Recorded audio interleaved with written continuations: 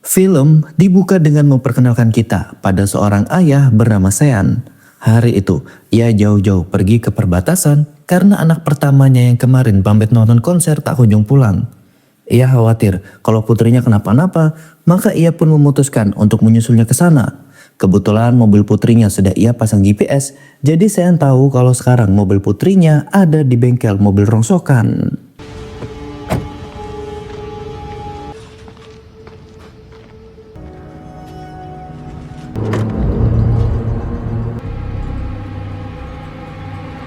Setelah memeriksa mobil putrinya, Sean lantas ke kantor polisi untuk membuat laporan. Tapi saat ia dan polisi sudah tiba di bengkel rongsok, mobil putrinya tiba-tiba hilang. Akibat hal ini, Sean pun dimarahi oleh polisi karena dianggap telah membuat laporan palsu. Come and pick it up when you came for me. If we find anything, I will call you. Don't play that bullshit card with me. You got that? Dari sana, Sean pun akhirnya pulang ke rumah dengan penuh rasa kecewa.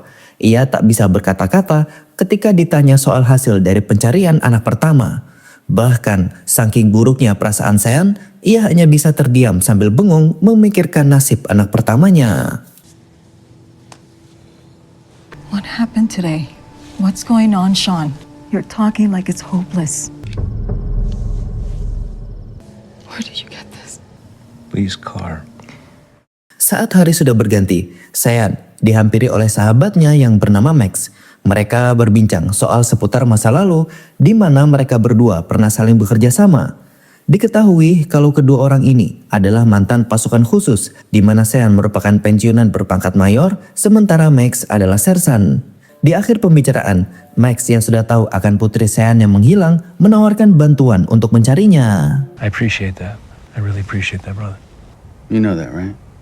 I know that. Pada keesokan harinya, Sean mendatangi kedutaan Amerika untuk berkonsultasi soal kasus putrinya. Di sana ia disambut oleh seorang staf senior bernama Victor. Dalam momen ini, Victor menjelaskan jika akhir-akhir ini kasus hilangnya gadis muda marak terjadi di perbatasan. Dan sepertinya putri Sean telah menjadi salah satu korbannya. Lebih lanjut lagi, Victor juga menjelaskan kalau pelaku yang ada di balik ini semua merupakan kelompok kartel yang ada di Meksiko. Jadi Sean diminta untuk bersabar sementara pihaknya terus berkomunikasi dengan aparat setempat. She's an American citizen, General. Look, I don't think you understand, Mr. Langenkamp. Look, I'm sorry, I'm not trying to be insensitive. This Juarez cartel. Who are they?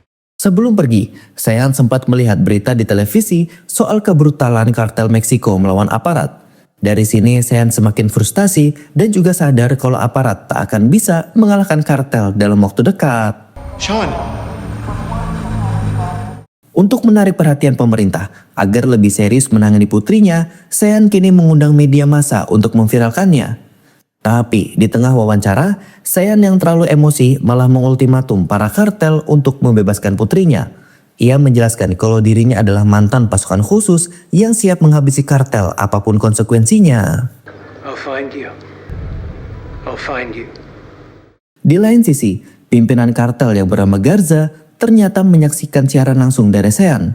Ia yang sadar kalau kelompoknya dalam bahaya langsung mencari tahu siapakah di antara anggotanya yang sudah menculik anak Sean. Singkat cerita, setelah diselidiki, maka diketahuilah kalau orang yang menculik anak Sean adalah dua orang polisi Amerika yang sempat Sean datangi di awal film. Di sini, Garza langsung marah besar karena dua polisi itu tak memberitahu kalau ayah dari gadis yang mereka culik kemarin adalah mantan pasukan khusus. Dan kini sebagai konsekuensinya, Garza pun langsung membunuh mereka. Y amenazándonos. Pero nosotros no sabíamos.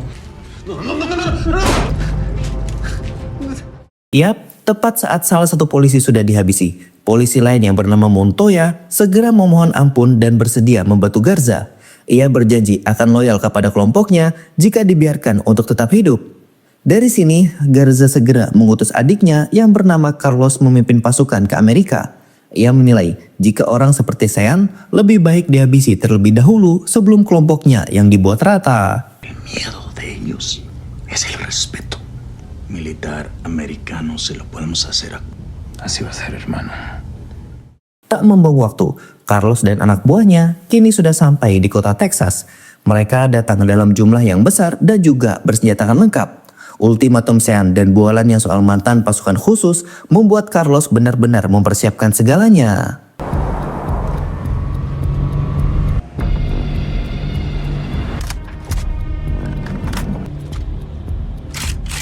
Berpindah ke Sean yang pada hari itu sedang mengawasi ternaknya sambil membawa senapan.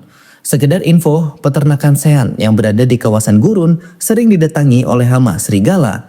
Makanya saat ia melihatnya, Sean pun langsung membidik hewan itu. Tapi di saat yang sama, ia juga menyadari ada sesuatu yang mencurigakan. Gerombolan mobil yang melaju kencang membuatnya sadar kalau mereka pasti kartel Meksiko yang sengaja datang untuk menjawab ultimatumnya. Dari sini ia pun segera masuk ke dalam rumah dan menyeru semua anggota keluarga untuk bersembunyi. Sementara ia akan menghadapi para kartel.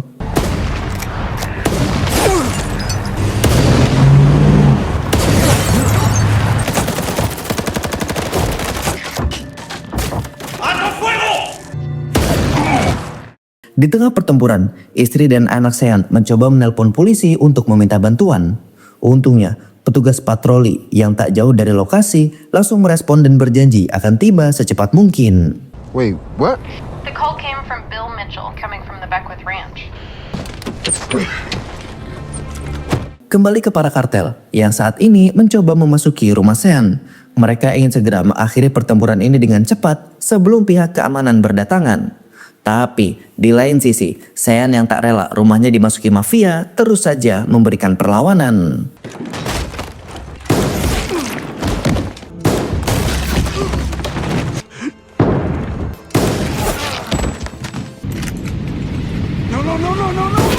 Kebrutalan Sean membuat Carlos pusing bukan main.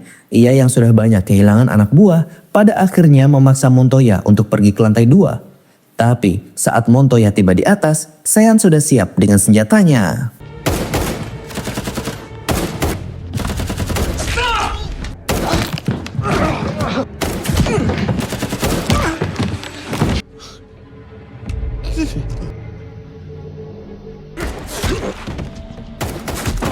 Beberapa saat kemudian, polisi yang tadi ditelepon keluarga Sean akhirnya tiba. Dan setelah melihat betapa kacaunya keadaan, ia pun segera menghubungi markas pusat untuk meminta bantuan. Di lain sisi, Carlos yang mengetahui ada tamu tak diundang segera menyuruh anak buahnya untuk membunuh polisi itu.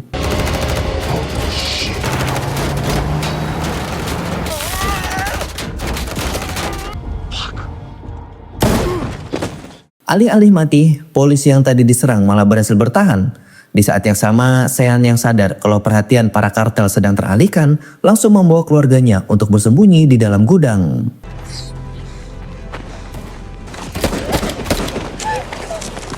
Go to the truck.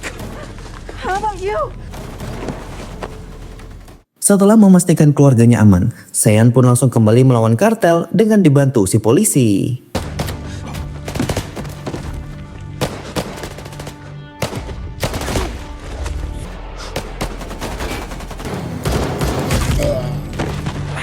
Sayang sekali, polisi yang membantu Sean harus tewas terkena tembakan. Sialnya, amunisi Sean juga kini mulai menipis. Nah, karena tak mau mati konyol, ia pun dengan cepat lari ke gudang untuk kabur saja bersama keluarganya. Carlos yang melihat Sean mau melarikan diri, tentu tidak diam begitu saja.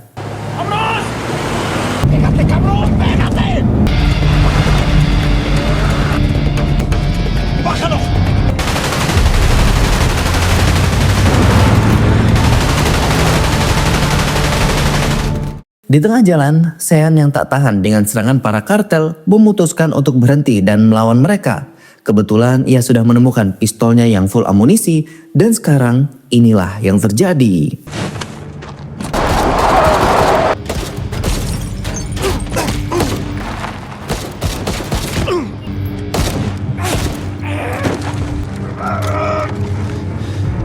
Serangan dadakan Sean membuat kartel yang tersisa tak siap diri. Mereka dibantai satu persatu dan hanya menyisakan Carlos seorang. Di sini, Sean langsung menginterogasinya dan juga menanyakan di manakah keberadaan putrinya saat ini.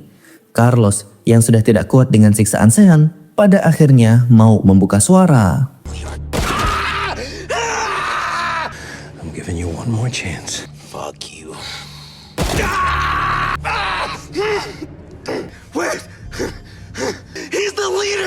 of los mercenarios Juarez. I can take you down there. I won't. Setelah tahu di mana putrinya berada, Sean segera menyuruh keluarganya untuk pergi ke kota dan mencari perlindungan. Sementara ia sendiri akan pergi ke Meksiko untuk mencari keberadaan Garza. What are you gonna do? Sean!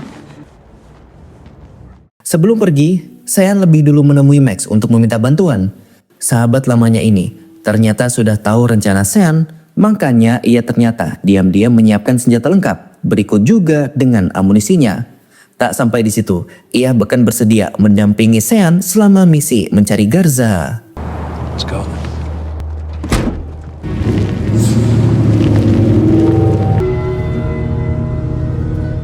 Berpindah ke Garza yang saat ini sedang pusing karena adiknya dan sebagian besar pasukan sudah berhasil dihabisi. Ia sungguh tidak menyangka jika lawannya benar-benar tangguh dan juga sangat brutal. Di lain sisi, Sean dan juga Max rupanya sudah sampai di markas Garza. Mereka lantas menghabisi para anggota kartel yang jumlahnya tak begitu banyak karena sebagian dari mereka telah dibantai oleh Sean sebelumnya.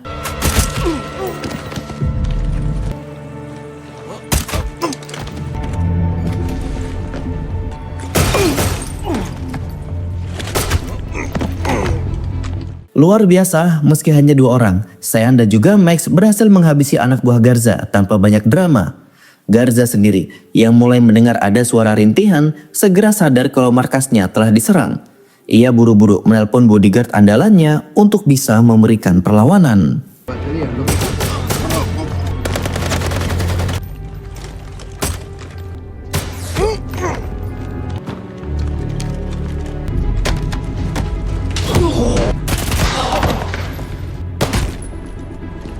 Meski statusnya andalan, para bodyguard Garza pada akhirnya bisa tumbang karena yang mereka lawan adalah mantan pasukan khusus. Singkat cerita, setelah anak buah Garza berhasil dibuat rata, Max dan juga Sean akhirnya bisa menemukan orang yang mereka cari. Don't move. Drop it. What do you want? Garza yang sudah kebingungan pada akhirnya menawarkan perdamaian. Ia bersedia untuk memberikan uang kepada mereka berapapun jumlahnya. Tentu, tawaran ini tak ada artinya bagi Sean karena Garza sudah menculik putrinya, sekaligus mengirim kartel untuk membunuh keluarganya.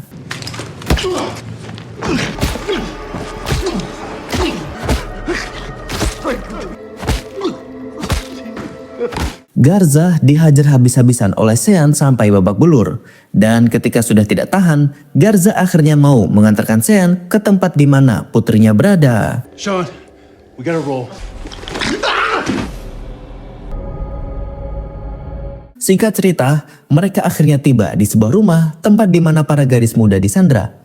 Di sini Sean yang tahu kalau rumah itu pasti dijaga, lebih dulu meminta Max untuk mengatasinya.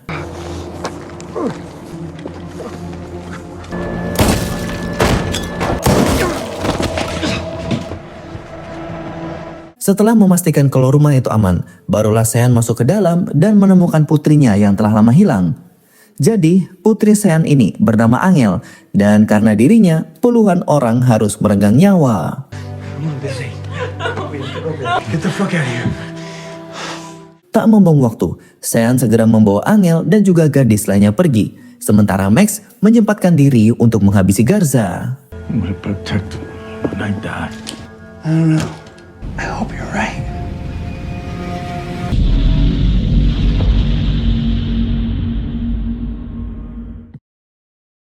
Satu minggu kemudian, keluarga Sean akhirnya bisa berkumpul seperti sebelumnya. Sean sangat bersyukur dengan kembalinya Angel dan kini berniat membuka usaha baru. Usut punya usut, usaha ternak tak lagi menguntungkan hingga Sean pun berencana untuk membuka dapur MBG. Tamat, film pun akhirnya selesai. Terima kasih buat kalian yang sudah menonton video ini sampai akhir. Mimin minta maaf jika ada salah kata dan salah ucap. Sampai jumpa di video berikutnya dan salam barbarian.